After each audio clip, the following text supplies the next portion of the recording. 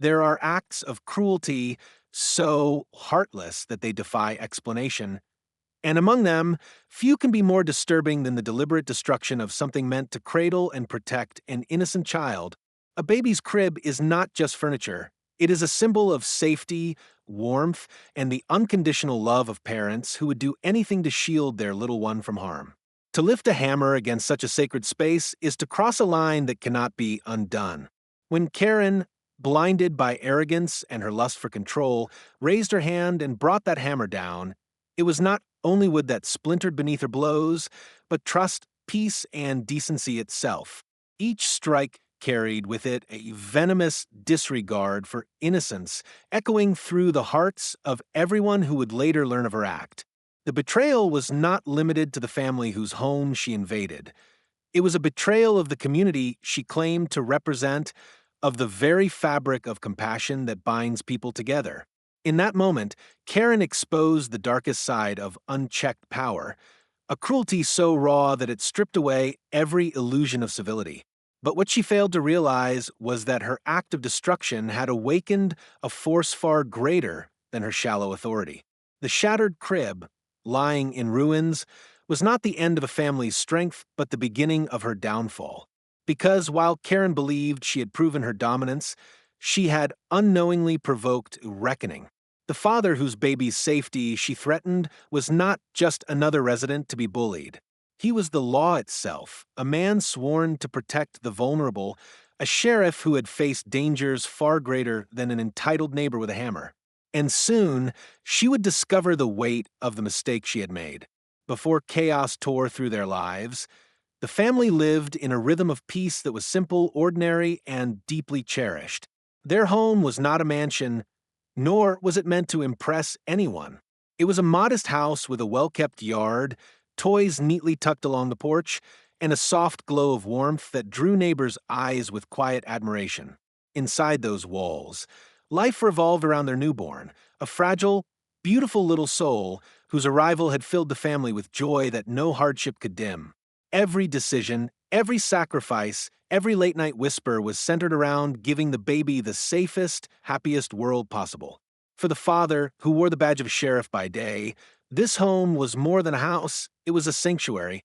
After long hours of dealing with crime, disputes, and the weight of justice, stepping through the front door meant stepping into a space where love softened the edges of every burden. The baby's crib stood as the heart of this peace. Crafted with care, polished to a shine, and placed where sunlight could gently brush across it each morning, it symbolized the family's devotion. To the mother, it was a place where lullabies whispered dreams into their child's sleep. To the father, it was a reminder of why he risked everything in his line of duty. The crib was a fortress for innocence, a safe haven for the life they had brought into the world. Around it, the home seemed to breathe with purpose. Every creak of the floor, every hum of the baby monitor, every sigh of contentment belonged to the rhythm of a family united in love. The community, too, recognized the family's happiness, though they often saw only glimpses of it from the outside. Neighbors would wave as the father returned home, exhausted but smiling, or as the mother rocked the baby on the porch in the golden light of evening. There was a quiet pride in their presence, an unspoken respect for a man who carried the weight of the law, yet never allowed that burden to overshadow the tenderness of fatherhood. Some whispered in admiration about the sheriff who lived among them, not in a distant mansion, but in a house like theirs, grounded and humble. It was in these moments, the laughter echoing softly through the nursery, the small victories of parenthood, the nights spent watching their child breathe peacefully, that the family found their strength. They believed their neighborhood, despite the strictness of the HOA, was a place where such peace could thrive. They trusted that the rules, however rigid, existed to preserve harmony. Little did they know, the very authority meant to protect them would be twisted into a weapon by the one person who sought not harmony but control. Karen, the self-appointed queen of the HOA, had already taken notice. From her windows and during her rounds through the neighborhood, she watched the family with eyes that burned not with admiration, but with envy and disdain. To her, the sight of a crib on the porch, a stroller near the steps, or toys left briefly in the yard were not symbols of love, but violations of her standards. The joy that radiated from the family stood in sharp contrast to the bitterness that defined her own existence, and it gnawed at her. In the serenity of this home, Karen saw a challenge to her dominance. Yet for the family, those early days remained untouched by her malice. They lived in blissful ignorance of the storm gathering at their doorstep. They spoke of the baby's future with excitement, made plans for milestones yet to come, and leaned into the ordinary comforts of daily life. Their peace was fragile, but it was real, and it was the foundation upon which their love rested. And so the stage was set. In one home, joy and innocence flourished, bound by love and sacrifice. In another, resentment and obsession festered, waiting for the moment to strike. The family had no way of knowing that the symbol of their devotion, the crib meant to protect their child, would soon become the very object of an unthinkable act of cruelty.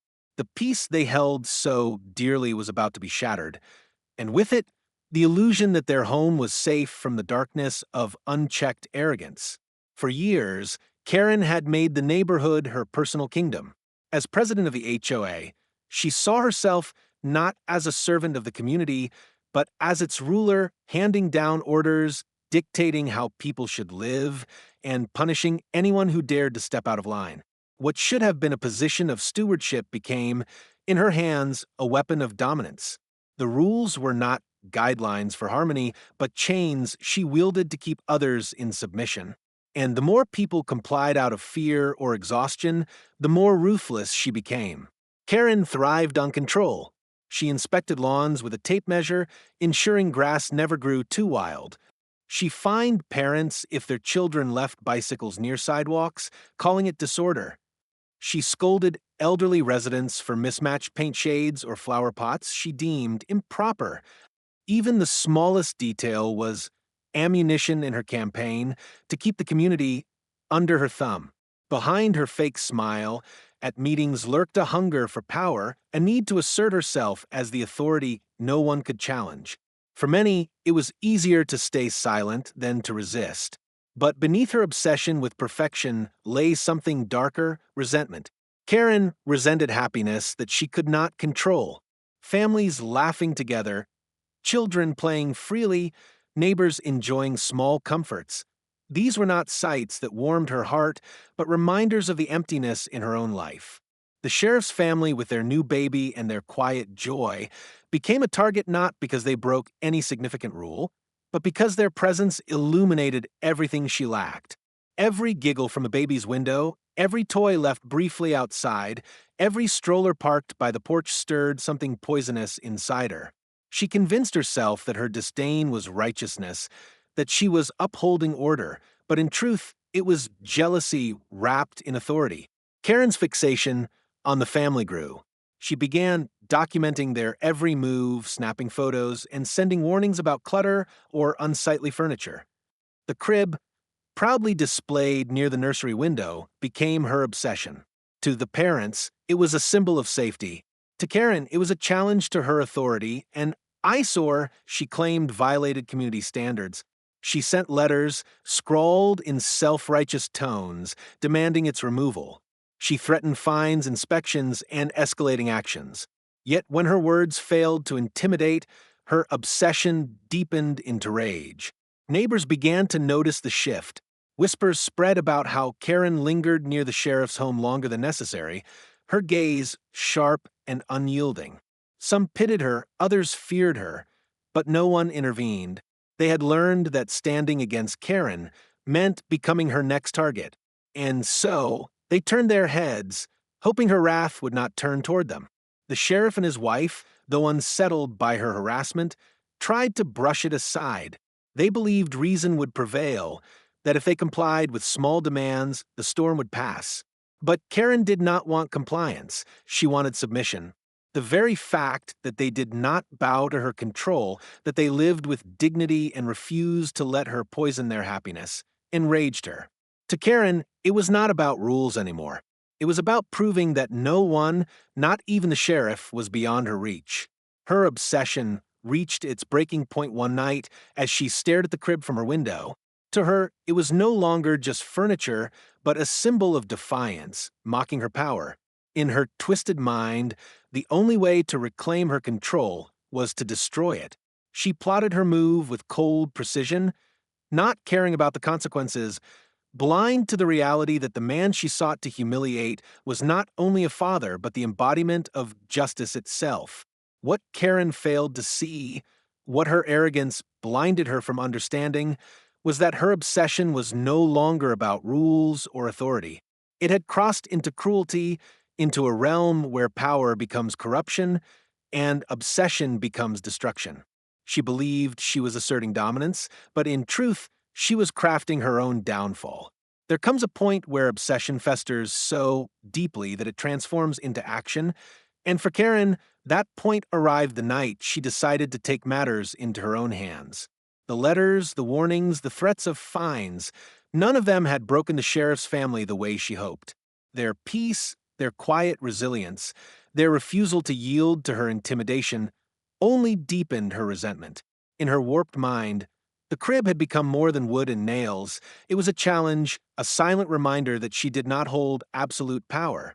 And so, with her rage boiling over, Karen made a choice that would forever stain her reputation and unravel the fragile authority she clung to. Armed with a hammer, she crept toward the family's home under the cover of night. In that moment, there was no thought of community rules, no justification in the name of order, only blind cruelty. She approached the porch where the crib rested, a symbol of safety and love, and with one furious swing, brought the hammer crashing down. The sound of splintering would shatter the silence like a scream in the darkness. Piece by piece, she struck again and again, her blows fueled not by reason, but by spite. Each strike tore apart more than the crib itself. It ripped at the very heart of the family she targeted, desecrating the sacred trust between parents and child. To those who later heard of the act, it was unthinkable. Destroying a crib, an object designed to cradle innocence, was an offense that crossed every boundary of decency. It was not an enforcement of rules. It was a violation of humanity itself. Even neighbors who had once feared or tolerated Karen's tyranny would recall that night as the moment they realized her obsession had become something monstrous. When the parents discovered the wreckage, the devastation was overwhelming. The mother's tears were not only for the destroyed crib, but for the cruelty behind it, the knowledge that someone had targeted their baby's safe space out of malice. The father, though trained in composure, felt a storm of fury rising within him, the kind of anger that no badge could contain. Yet he did not lash out blindly. He understood something Karen never could. True strength lies not in violence, but in justice. For Karen, however, the act was intoxicating. She believed she had won, that her hammer had spoken louder than their quiet defiance. In her arrogance, she mistook destruction for power, never realizing that she had just lit the fuse of her own downfall. What she saw as a victory was, in truth, the final proof of her cruelty, evidence so blatant, so unforgivable, that even those who had once turned a blind eye would no longer defend her. The shattered crib remained as more than broken wood. It became a symbol of betrayal, a visible reminder of how far Karen was willing to go to assert her dominance. But it also became the turning point, the moment where her tyranny crossed into criminality and the community's silence could no longer protect her. Karen believed she had struck fear into the family. What she did not realize was that she had awakened the very force she should have feared most. Because this time, her cruelty had not fallen upon just any neighbor. She had dared to threaten the child of a man who carried the law in his hands, a man sworn to defend the innocent, a man who was not merely a resident but the sheriff himself. And when justice began to stir, there would be no corner of her world left untouched. When the morning light revealed the crib in ruins, it was more than just broken wood scattered across the porch. It was a direct assault on the very heart of a family. The mother wept quietly as she held her baby closer, her arms tightening as if to shield her child from the cruelty that had invaded their sanctuary. Neighbors stood at a distance, some in shock, others shaking their heads in silence. Everyone knew who was responsible. Karen had gone too far, but no one dared to confront her openly. That silence, the same silence that had allowed her to reign unchecked for years, was deafening. The father, however, did not raise his voice in rage. He did not storm across the street demanding answers, nor did he crumble beneath the weight of betrayal. Instead, he stood in a steady calm that unnerved those who watched him. Few people knew the full depth of who he truly was. They saw him as a dedicated family man, polite and approachable, but they had not seen the man behind the uniform. They did not know the countless times he had walked into danger so others could sleep in peace, or the strength he carried not in muscle alone, but in discipline, honor, and conviction. Because this man was not just a father. He was the sheriff, the protector of the law, a man sworn to defend the vulnerable, a figure who had seen cruelty in every form and had spent his life confronting it. He had faced down criminals with more venom in their hearts than Karen could ever imagine, and he had never once allowed injustice to go unanswered. What Karen had mistaken for weakness, his quiet demeanor, his refusal to engage in her petty games, was in truth restraint. And restraint in the hands of a man of justice is not cowardice. It is power under control. For days he observed silently, gathering not just the fragments of the destroyed crib, but the testimony of those who had witnessed her late-night rampage. His experience had taught him that justice is not built on anger, but on evidence, not on vengeance, but on truth. And while Karen flaunted her arrogance, believing she had silenced the family through fear, the sheriff was quietly building the case that would dismantle her authority once and for all. Neighbors began to notice a shift. The same man who once waved politely from his porch now walked the neighborhood with quiet purpose. He spoke to residents, not in threats but in calm reassurances, reminding them that they were not alone. People who had once avoided speaking against Karen began to whisper their stories, emboldened by the steady presence of the sheriff. He listened carefully, piecing together years of intimidation that had gone unchallenged. And with each account, Karen's mask of authority cracked further. To the sheriff, this was not just about a crib. It was about drawing a line in the sand that cruelty could not cross. It was about proving that no one, not even the self-proclaimed queen of the HOA, was above accountability. His hidden strength was not in his badge, though it carried weight, nor in his authority, though it commanded respect. His true strength lay in the unwavering belief that justice, no matter how delayed, must always come. Karen, blinded by arrogance, failed to see the storm gathering against her. She strutted through the neighborhood as though nothing had changed, convinced that fear still shielded her from consequences. But those who looked into the sheriff's eyes knew better. There was a quiet fire there, a determination that spoke louder than any confrontation. It was the look of a man who had seen enough and would no longer stand by. The broken crib had become more than a personal wound. It was now a symbol of defiance against tyranny. And as the sheriff stood before its remains, he made a silent vow, not only to his family, but to every neighbor who had suffered under Karen's reign. The days of silence were over. The time for justice had come, and Karen was about to learn that her greatest mistake was underestimating the quiet strength of the man she thought she could break. For years, Karen had thrived on intimidation. She built her power not on kindness or fairness, but on the fear she instilled in others. A glare from her porch, a threatening letter slipped into mailboxes, a public shaming at the HOA meetings, these had been her weapons. Neighbors learned it was easier to stay silent than to speak up, easier to bend under her rules than to risk her wrath. But fear only works as long as people believe they are alone. And now, with the sheriff quietly moving through the neighborhood, people were beginning to realize they weren't alone anymore. The first cracks in Karen's reign came when the sheriff began documenting everything. While she paraded around as if untouchable, he was gathering records, photographs, and witness accounts.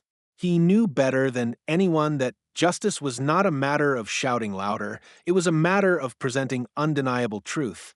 He turned his own home into a quiet headquarters, carefully piecing together the evidence that would strip Karen of her imagined authority. Every neighbor who stepped forward added another layer to her downfall. For the first time, people were no longer whispering about her cruelty behind closed doors. They were standing together against it. Karen noticed the shift, but misread it entirely. She saw the sheriff's calmness as indifference, believing he was too timid to challenge her directly. Her arrogance grew bolder, her taunts louder.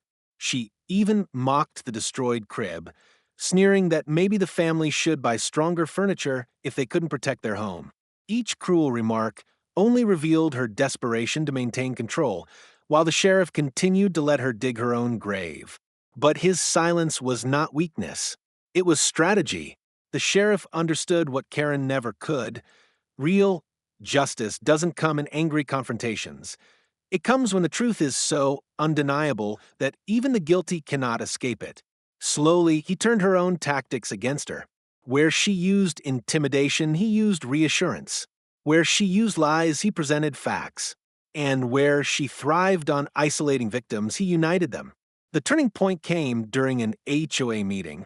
Karen entered with her usual swagger, certain she still ruled unchallenged. She began berating a young mother for having too many toys in her yard, her voice carrying that familiar venom. But this time, the mother didn't shrink back. She glanced toward the sheriff, who stood calmly in the room, and instead of apologizing, she spoke up. Her voice trembled at first, but it grew stronger as she recounted Karen's harassment. Others followed, one by one, their courage ignited by the sheriff's steady presence. In that moment, Karen was no longer the feared dictator. She was the cornered bully facing the truth. The sheriff didn't need to raise his voice. He didn't need threats. With quiet authority, he laid out the evidence he had gathered. Witness testimonies, photographs of damages, records of her intimidation. Karen's smirk faltered as she realized this was no longer a battle of words, but a reckoning backed by law. For the first time, she looked uncertain. What made this moment powerful wasn't just the sheriff's evidence, it was the unity he had fostered. The neighbors, once too afraid to resist, now stood together, their collective strength breaking the chains of fear Karen had wrapped around them. The tables had turned, and Karen, once the self-proclaimed ruler, was suddenly the outcast. The sheriff knew this was just the beginning. Public exposure was one step, but legal accountability would be the final blow. Still, the shift in power was undeniable. Karen had lost the one thing she depended on most, fear. And when fear disappears, so does control. The broken crib had started this battle, but what was unfolding now was bigger than one act of cruelty. It was about an entire neighborhood reclaiming its voice. And at the center of it stood the sheriff, not with rage or vengeance, but with steady resolve, showing that justice, though patient, never fails. Karen had made one fatal mistake. She believed the sheriff's silence was surrender. In truth, it was preparation. And now, with the tables turned, she was about to face a justice she could neither manipulate nor escape. When bullies lose control, they rarely surrender with grace. Karen was no different. Stripped of the fear she had once wielded like a weapon, she began to unravel. Her fury grew wilder, her actions more erratic, as if she believed that doubling down on cruelty could somehow undo the damage already done. But every desperate attempt only made her appear more dangerous, more unhinged, and more unfit to wield the power she had stolen from the community. Neighbors began to see her clearly for the first time. Gone was the illusion of strength she had carefully cultivated. In its place stood a bitter, trembling woman clinging to the last shreds of her false authority. She lashed out in meetings, shouting accusations at anyone who dared question her. She patrolled the neighborhood like a storm cloud, hurling insults at children, tearing down decorations, and even threatening pets. Each outburst chipped away at what little sympathy she may have once commanded. She wasn't protecting the community, she was poisoning it. But Karen's breaking point came when she tried to reclaim her dominance in the most reckless way yet. Late, one evening, under the cover of darkness, she crept back toward the sheriff's home, the very house that symbolized her downfall. Rage had blinded her judgment. In her mind, if she could strike one more blow, create one more act of fear, she could reassert control. But what she didn't realize was that her every move was already being monitored. The sheriff, patient as always, had anticipated her spiral. Security cameras, witnesses, and his own vigilance had built an invisible wall around his family. When Karen lifted her hand again, this time not with a hammer but with words dripping with threats and malice, the sheriff stepped forward not as a neighbor, but as the law. His calm voice cut through the chaos, commanding her to stop. It wasn't loud, but it carried the weight of authority that Karen could no longer ignore. For the first time, she hesitated. The swagger, the arrogance, the cruel smirk, all of it faltered as she stood face to face with a man she could not intimidate. Her final descent played out in front of the very people she once controlled. Neighbors gathered, not to cower, but to witness the moment justice finally caught up to the tyrant who had terrorized them for so long. Karen screamed, protested, and claimed she was the victim, but her words rang hollow. The evidence was undeniable, the witnesses too many, and her mask too shattered to repair. As the sheriff calmly restrained her, the community saw what true power looked like. Not the kind that comes from bullying or intimidation, but the kind that stands firm in the face of cruelty. Karen's reign had ended, not with the fear she once commanded, but with the silence of neighbors who no longer believed in her. In that silence lay her defeat. The HOA board, once too afraid to oppose her, moved swiftly to remove her from power. Legal charges began to stack against her: destruction of property, harassment, trespassing, threats. Every arrogant strike of her hammer, every hateful word she had spoken, had built the case that now sealed her fate. Her final descent wasn't dramatic in the way she had imagined it. There were no gasps of awe, no neighbors trembling at her shadow. Instead, there was a quiet relief that spread through the community as Karen was led away. The woman who had once ruled with fear was nothing more than a cautionary tale, her legacy reduced to the echo of her own cruelty. And yet the sheriff knew her downfall wasn't just about punishment, it was about healing. The broken crib had become more than shattered wood. It had become a symbol of everything the neighborhood had endured under Karen's tyranny. But now, as Karen faced the consequences of her actions, the community finally had the chance to rebuild. Not just homes or furniture, but trust, peace, and the sense of safety that had been stolen from them. Karen's final descent had ended, but for the neighborhood, it was the beginning of something greater. Justice has a way of restoring balance, of bringing order where chaos once thrived. For the sheriff, ensuring that Karen faced consequences wasn't about revenge, it was about sending a clear message.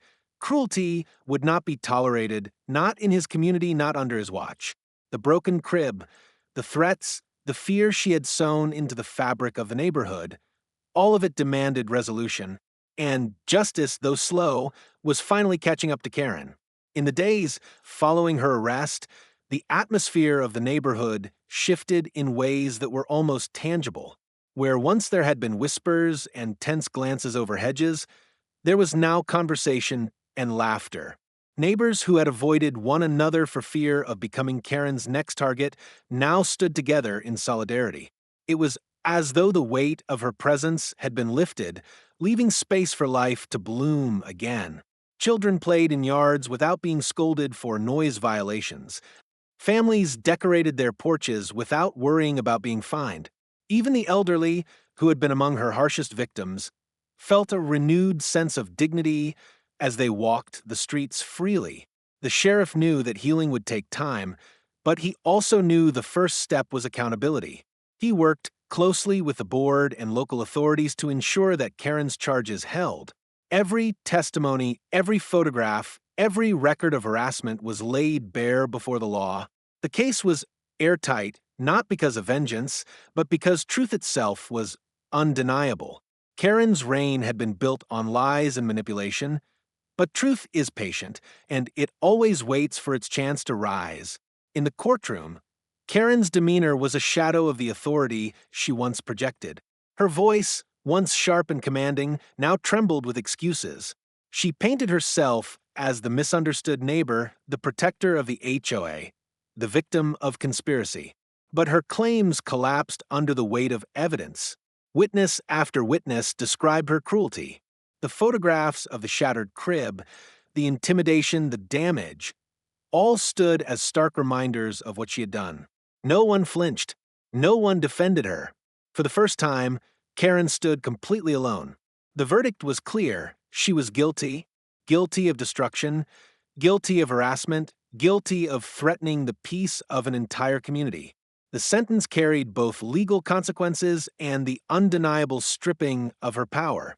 She was barred from holding any HOA position again, fined heavily for damages, and placed under strict orders to avoid further harassment of her neighbors. Her attempts at control had ended in the very thing she feared most, irrelevance. But justice wasn't only about Karen's punishment. For the sheriff, it was about restoring what she had taken. He didn't just ensure the broken crib was replaced, he made sure it was rebuilt stronger, crafted with care, a symbol of resilience.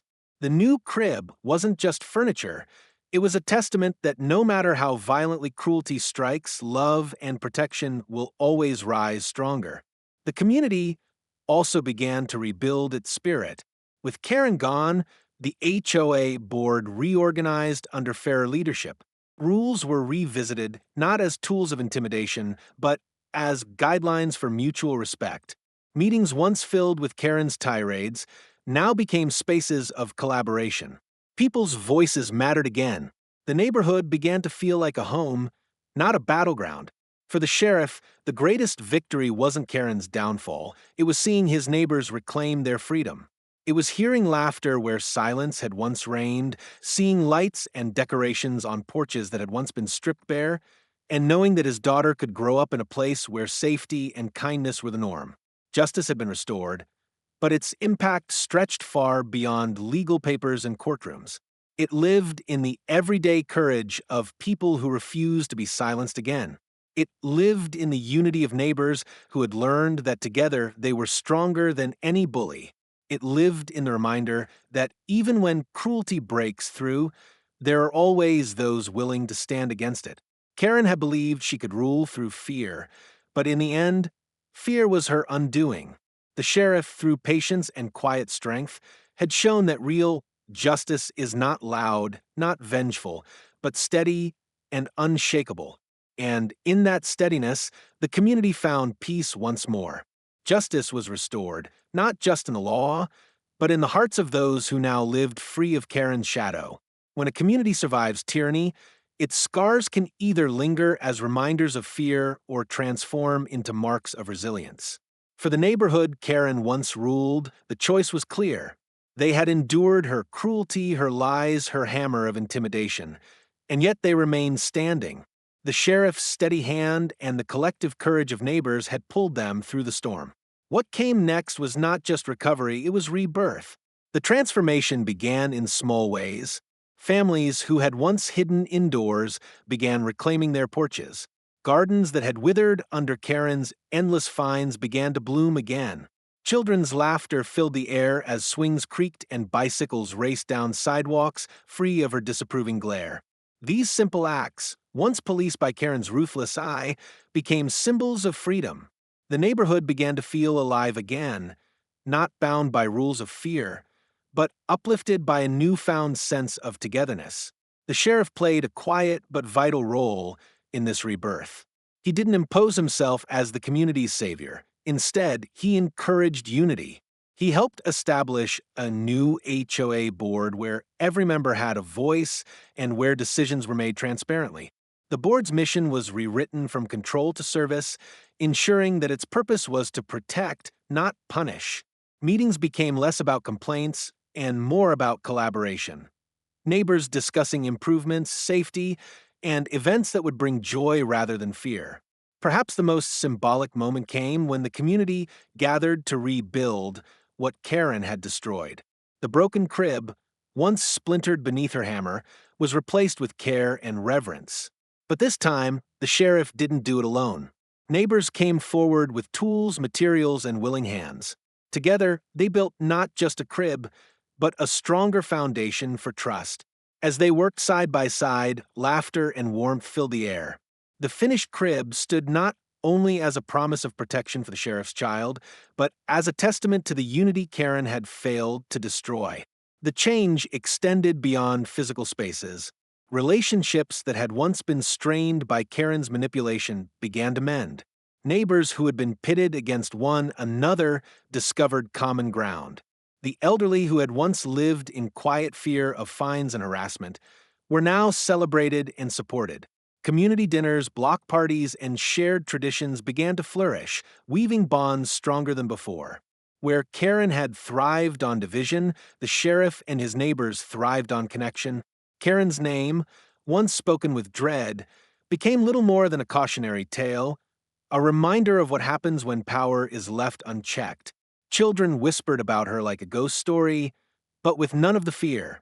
Adults spoke of her only to emphasize how far they had come since her downfall. Her legacy was not one of dominance, but of failure, her reign overshadowed by the rebirth she had unwillingly inspired. The sheriff, though proud of the progress, remained vigilant. He understood that freedom wasn't something won once and forgotten, it was something nurtured daily. His role as both neighbor and protector reminded everyone that justice was not a distant concept, but a living presence within their community. He didn't need recognition or gratitude. Seeing his neighbors thrive was enough. The greatest reward, however, came in the peace he found at home. His child, safe in the new crib built by caring hands, grew in an environment no longer shadowed by cruelty. His family, once shaken by fear, now found comfort in knowing they were surrounded by friends, not foes. Every smile, every laugh, every night of restful sleep was proof that the storm had passed and the sun had returned. A community reborn doesn't just survive, it thrives. And this neighborhood, once fractured, had risen stronger than ever before. They had been broken, yes, but in their breaking, they had discovered a deeper strength, the kind that comes from unity, love, and the courage to stand against injustice. Karen had believed she could shape the community with her hammer. Instead, the community had reshaped itself into something far greater than she could ever understand. They weren't just neighbors anymore. They were a family bound, not by fear, but by resilience. And in that rebirth, they found not only freedom from the past, but hope for the future. Every story has a moment where the dust settles, where the noise fades, and the lessons left behind echo louder than the chaos that created them.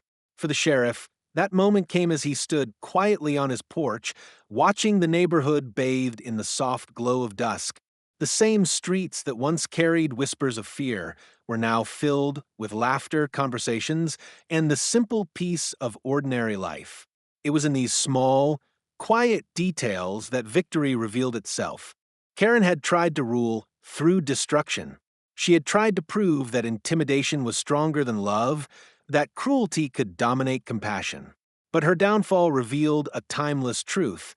Fear is temporary, but justice endures. No hammer, no shouted threat, no abuse of power could outlast the resilience of a community united. She had broken a crib, but in doing so, she awakened something she could never control, the strength of people standing together. For the sheriff, this was more than a neighborhood dispute. It was a reminder of why he had sworn an oath to protect. His badge wasn't just a symbol of authority, it was a promise to defend the vulnerable, to ensure that no voice was silenced by tyranny, no matter how small or powerless it seemed. The broken crib had tested his resolve, but it had also reaffirmed it. His duty wasn't limited to enforcing laws. It was about preserving dignity, peace, and the innocence that people like Karen sought to destroy. He thought of his child, sleeping safely in the new crib, built stronger than before. That crib, crafted not just by his hands, but by the hands of neighbors, was now more than furniture. It was a monument to resilience. Each nail driven in, each board sanded smooth, carried the fingerprints of a community that had refused to bow to cruelty. And as he looked upon it, the sheriff knew one thing with absolute certainty: his child would grow up not in fear, but in freedom. The neighborhood had been reborn, but the sheriff also understood the power of memory. He wanted his neighbors never to forget what had happened, not to live in fear, but to live with the reminder that vigilance and unity were their greatest shields. Karen's tyranny had ended, but the lessons it left behind would remain. That silence enables cruelty, that courage is contagious, and that no bully can stand against a community determined to protect its own. And so, his last word was not one of anger nor of triumph, but of promise. A promise to remain watchful, to ensure that justice would always be more than just a word, but a living presence. He wanted his neighbors and anyone who heard the story to know that strength does not come from hammers, threats, or intimidation. Real strength comes from protecting, from uniting, from standing together, even in the face of cruelty. This was not just his story. It was the story of every person who had ever faced oppression, every family who had ever been threatened, every community that had ever felt the sting of cruelty. And it was proof that no matter how dark the storm, light always returns. To those listening, the sheriff left one final message. If this story moved you, if you believe in standing against cruelty, then don't let it end here. Subscribe, share, and be part of our growing community. Because the more voices we unite, the stronger we become. And together, we can ensure that no Karen, no bully, no tyrant ever silences the laughter of children, the peace of families, or the strength of neighbors again. The story closed not with fear, but with hope. And hope, once lit, spreads faster than fear ever could.